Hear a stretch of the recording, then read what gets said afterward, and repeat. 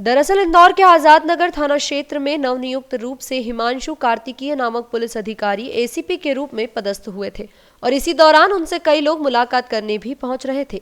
इसी मुलाकात में सट्टे के मामले प्रकरण दर्ज कर इरफान नामक व्यक्ति भी गुलदस्ता लेकर सभी के पास पहुंच गया।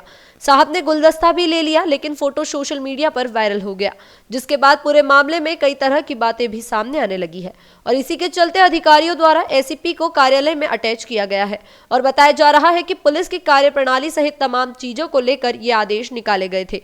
बता दें, इससे पहले भी विजयनगर थाने के 2 पुलिसकर्मियों के फोटो इसी तरह से मादक पदार्थ के मामले में बनाए गए आरोपी के साथ वायरल हुए थे और उन्हें भी लाइन अटैच कर दिया गया था। फिलहाल अधिकारियों का कहना है कि एसीपी के रूप में वह कैसे पहुंचे और गुलदस्ता लेकर कैसे गया, इसको लेकर जांच पड़ताल विभागीय स्तर पर चल रही है। सीसीटीवी कैमरे में पूरे घटनाक्रम कैद हुए हैं, उनकी छानबीन चल रही है। देखिए, आजाद नगर एसीपी हिमांशु कार्तिकेय को 15 दिवसीय ग्रूमिंग ट्रेनिंग हेतु सीपी ऑफिस में अटैच किया गया। इसका उद्देश्य बहुत ही स्पष्ट है कि ये नए अधिकारी हैं, अभी हाफ फोर्स से आए हैं, तो जो पुलिस की वर्किंग है, पुलिस के जो डिफरेंट सेक्शंस हैं वो कैसे काम करते हैं, पुलिस का रीडर सेक्शन कैसे काम करता है, पुलिस का ऑडिट सेक्शन कैसे काम करता है, प्रोटोकॉल क्या होता है, कॉलन क्या होता है, सोशल कॉलन क्या होता है, ये एक तरीके से ग्रूमिंग करने का पार्ट होता है। क्योंकि और न्यायालय, क्योंकि आफ्टर कमिश्नरी इन्हें एक न्यायालय को भी संचालित करना होगा जिसमें प्रिवेंटिव मेजर करना की कार्रवाई करनी होती है, तो सीपी साहब के न्यायालय की पूरी प्रक्रिया को भी देखेंगे।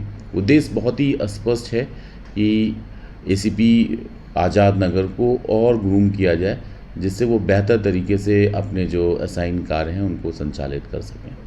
सर, एक फोटो वायरल हुआ था अपराधी के साथ। हाँ, एक फ़ोटो वायरल हुआ था। अभी ये नए आए हुए हैं और जब कोई नया अधिकारी आता है तो उनसे मिलने के लिए बहुत से लोग आते हैं, तो निश्चित तौर पे किन परिस्थितियों में ये फ़ोटो वायरल हुआ, उसको पहले से क्या जानते थे, या जो उनके स्टिकमैन थे या उनके जो अधीनस्थ कर्मचारी हैं उनको बताना था, किन परिस्थितियों में फ़ोटो वायरल हुई, वो निश्चित तौर पे जांच का मुद्दा है। उस पर भी हम फोकस किए हुए हैं और जो भी तथ्य सामने आएंगे उसके अनुरूप कार्रवाई की जाएगी। सर, वो जो आरोपी था 15 या 20 दिन पहले ही उसी थाने में आरोपी भी बना था। देखिए, उससे पहले क्या वो वहाँ पदस्थ थे?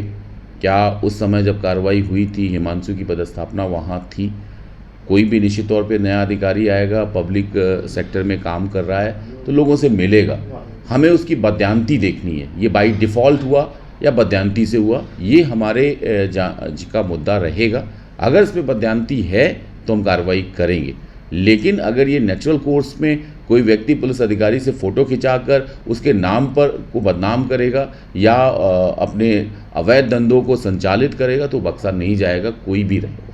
सर, पिछले दिनों 2 आरक्षक को फोटो के कारण ही सस्पेंड किया था, हटाया था वहाँ से। फोटो वो जो आरक्षक थे वो पहले से वहाँ पदस्थ थे, इनका प्रकरण दूसरा है, ये अभी पदस्थ हुए हैं। मैंने कहा ना, बदयांती है या बाई डिफ़ॉल्ट है, ये सारी चीज़ें देखेंगे, क्योंकि आपको पता है हमारे थानों में कैमरे भी लगे हैं, तो हम उन सारी चीज़ों को देखेंगे कि किन परिस्थितियों में ये सारी चीज़ें हुई हैं। किसी के माथे पे नहीं लिखा रहता है कि वो अपराधी है या वो अपराध के लिए आपस में मदद कर रहे हैं, ये भी हमें देखने की ज़रूरत है। हाँ, अगर इनकी बदयांती है, इन्होंने उसको बुलाया, बैठाया और बुके लिया, तो निश्चित तौर पे जो विभागीय कार्रवाई होती है वो होगी।